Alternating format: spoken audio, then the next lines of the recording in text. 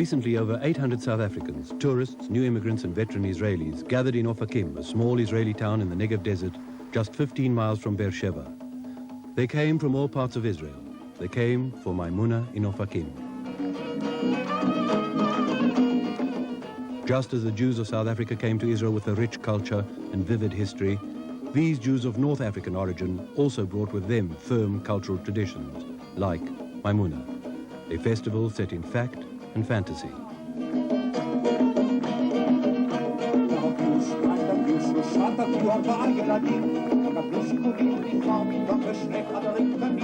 Moroccan Jewry brought this holiday of sharing to Israel. Today they are sharing it with their South African guests. What do you think about the Mimmuna? It's lovely. Very good. Welcome. I think it's a wonderful opportunity for us to be able to mix with people from other communities, especially the communities who come from the other end of Africa.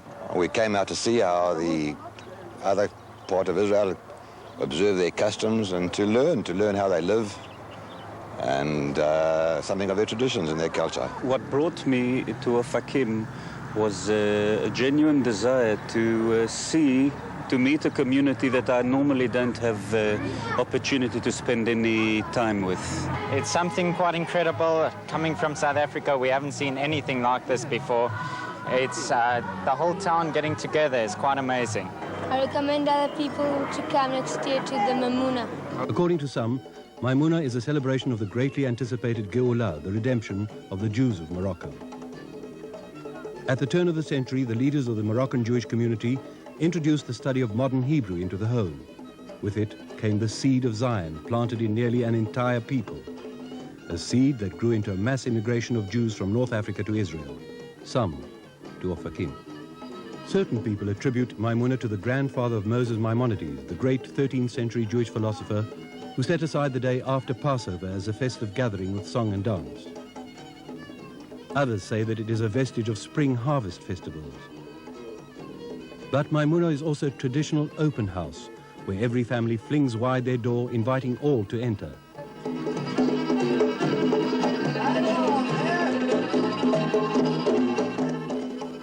And in Israel, Mimmuna is almost a national holiday.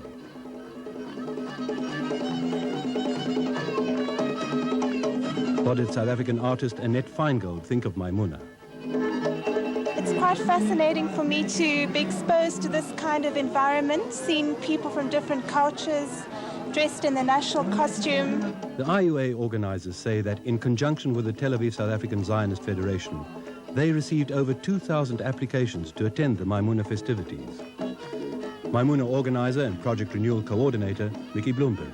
Well, as part of Project Renewal's policy to try and get the diaspora community that is assisting a neighborhood or a town in Project Renewal together, we thought that what could be better than a day like Mimmuna, where it's a picnic, South Africans coming from South Africa, tourists, Olim Chadashim from the absorption centers, and Israelis who are living here, and the response was incredible. Unfortunately, Mimmuna doesn't tell the whole story of Ofakim. There are other reasons that have brought the Jews of North and South Africa together in Ofakim.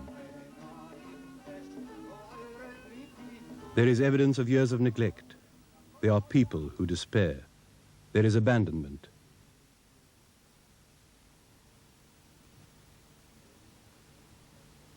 And then there is Project Renewal. Project Renewal is the joint Jewish agency Israel government plan to renovate 82 deprived towns and neighborhoods in Israel. The South African Jewish community, while already twinned with Jerusalem's Bukharin quarter, has also undertaken to help the residents of Ofakim, to help build parks and community centers.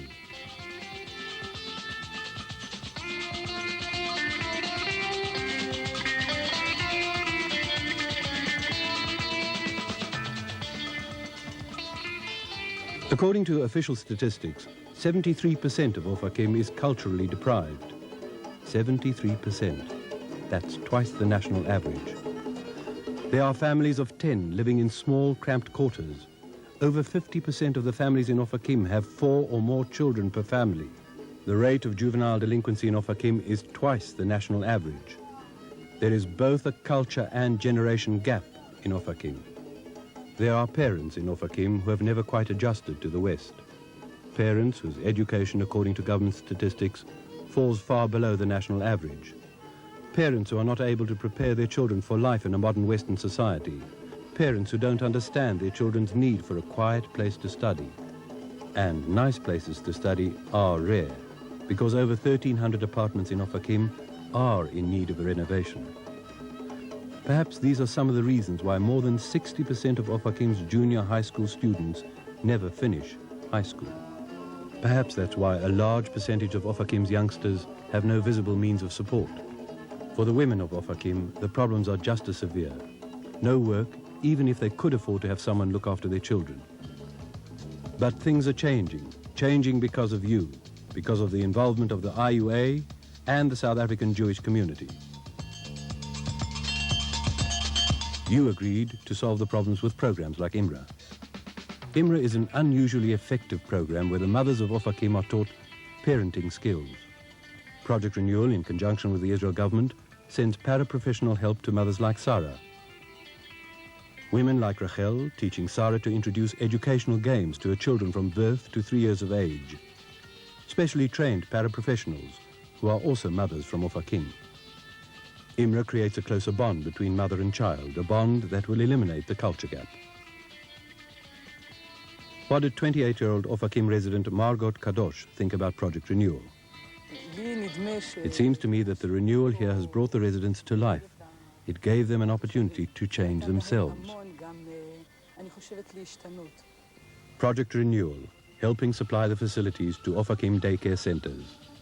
Project Renewal, with your help, also built this women's club, and you were there when it was opened. Today, the Women's Club has become the center of focus for many Ophakim women. This Women's Club is one of the methods being used to enrich the lives of wives and mothers of Ophakim. There are classes in everything from computer programming lessons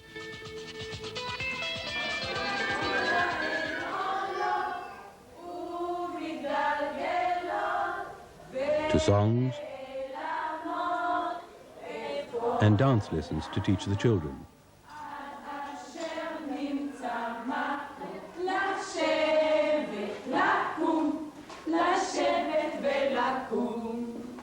There is even a unique daycare center run by the mothers themselves. Here, mothers take turns acting as preschool teachers. Thus, they participate not only in their children's education, but in the community. At the same time, they save expensive preschool fees. What were Ophakim's main problems? Social worker Beryl Yahav, directress of the Women's Club. I think that in Ophakim, most of 90% of the population comes from North African countries. And I think that people are still undergoing a process of coming out of one culture, coming into another culture, and with all the mixed feelings that go along with it, trying to learn something new, trying to decide what they're keeping from their old culture. I think that not everyone knows that almost every family in Ophakim is touched by Project Renewal. And I think that it's such a tremendous importance that the impact hasn't yet been felt. Project Renewal touches all age groups in Ophakim, from equipping and helping subsidize this dental clinic, which brings much needed dental care to Ophakim,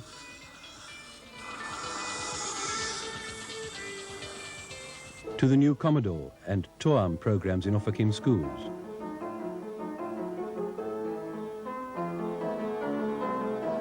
And after school, the Ophakim Music Conservatory. Rather than gather on the streets, nearly 400 students come to this conservatory, learning the basics of music, learning how to play an instrument, learning how to play together,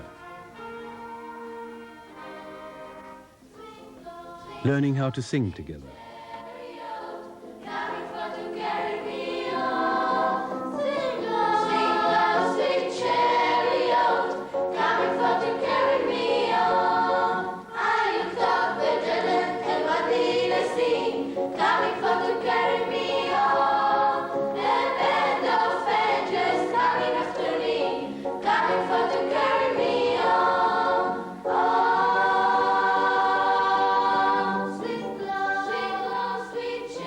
There is also the Arts and Crafts Center, where children like these are given the chance to explore their creative talents. For the athletically inclined, there is the soccer school. Here, nearly 80 youngsters live and breathe the game. Reuven Cohen, a 26-year-old father of two, is one of the supervisors. He helps put these youngsters into a positive social framework after school hours, and he takes a real interest in his students. He visits their teachers during school to make certain these young sportsmen are doing well academically. Where did Reuven think Ofakim would be without Project Renewal? There wouldn't be anything. Ofakim would have continued to stagnate. There are plans for a beautiful new sports hall for Ofakim on an abandoned part of town, turning a rundown area into something positive. Project Renewal also reaches the elderly with an intensive geriatric service, a resident of Ofakim who visits the elderly and infirm, bringing them a hot meal, making certain they eat it. Project Renewal also partially funds the elderly club in Ofakim, providing a place for the elderly to go, a place where they can be together, a place where they don't have to feel alone.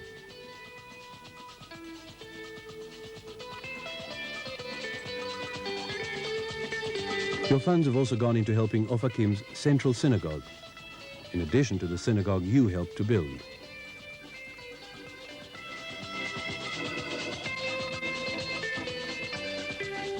Project Renewal, together with the Israel government, providing incentives for large families to expand their squalid apartments into comfortable places to live.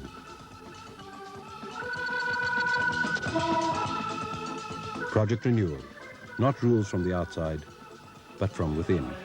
Steering committees, neighborhood residence committees, where the people have a say in what they want in Ofakim, a say in what they need. How important was South African involvement? Ofakim Mayor Yechiel Ben Tov. South Africa's role is very important to Ofakim's revival, bringing programs to the schools, to the music center, to nearly all social areas, even to renovating buildings. Without the South African Jewish community's involvement in Ofakim, the situation would be extremely harsh. Project Renewal, helping rebuild a town, physically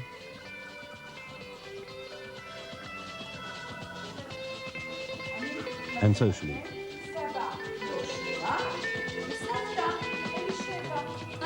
Helping a nation to grow. Does Project Renewal help? Well, from what I've seen so far, it looks very much so. I believe it has had a lot of effect. I'm sure it will continue to do so. What I can see is that a lot of outside help is being provided. Project Renewal, I think, is a major undertaking that's been done. Definitely, I think that South African help will change things in Ofakim. But according to Beryl Yahav, there are still problems to overcome.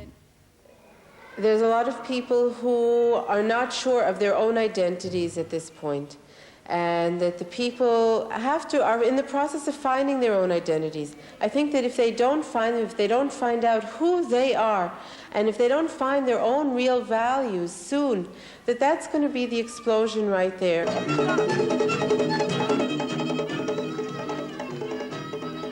South African Jewry, changing the lives of people in Ofakim, helping them to break the cycle of poverty.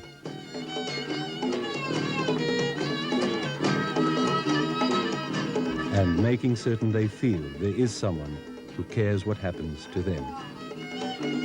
The whole experience of the Yachad, it's very special, and we don't have enough opportunity to experience this in Israel. This fact, wherever you look around, wherever you see, you know, they're all Jews. That's lovely. That's lovely. So now you're amongst your own people. Beautiful. We are one nation and the one people and come here to be together.